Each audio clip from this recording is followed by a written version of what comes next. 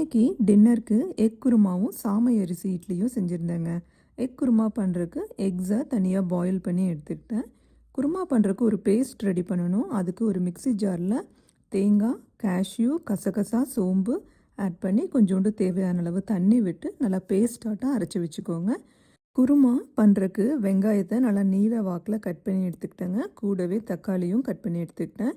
Pressure குக்கரில் கொஞ்சோண்டு எண்ணெய் விட்டு எண்ணெய் காஞ்சதுக்கு அப்புறமா வெங்காயம், கருவேப்பிலை சேர்த்துக்கோங்க. கொஞ்சம் லைட்டாக வதங்கினதுக்கு அப்புறமா இஞ்சி பூண்டு பேஸ்ட் ஆட் பண்ணி, அதுக்கப்புறமா தக்காளியும் ஆட் பண்ணி, நம்ம அரைச்சி வச்சுருக்க மசாலாவையும் ஆட் பண்ணி, கூடவே கொஞ்சம் கரம் மசாலா, மட்டன் மசாலா ஆட் பண்ணி தேவையான அளவு தண்ணி விட்டு ஒரு 2 விசில் வந்துச்சுன்னா குருமா ரெடிங்க. இதுக்கப்புறமா கன்சிஸ்டன்சியை பார்த்து அட்ஜஸ்ட் பண்ணிக்கோங்க. கடைசியில் நம்ம வேக வச்ச முட்டையும் ஆட் பண்ணி ஒரு 2 நிமிஷம் கொதி வந்ததுக்கு அப்புறமா கொத்தமல்லி தழை தூவி இறக்குனீங்கன்னா சூப்பரான குருமா ரெடிங்க. இந்த சாமை அரிசி இட்லியில் அவ்வளோ நியூட்ரியன்ஸ் இருக்குங்க. இந்த 2 காம்பினேஷனும் செம்ம சூப்பராக இருந்துச்சு. கண்டிப்பாக நீங்களும் ட்ரை பண்ணி பாருங்கள்.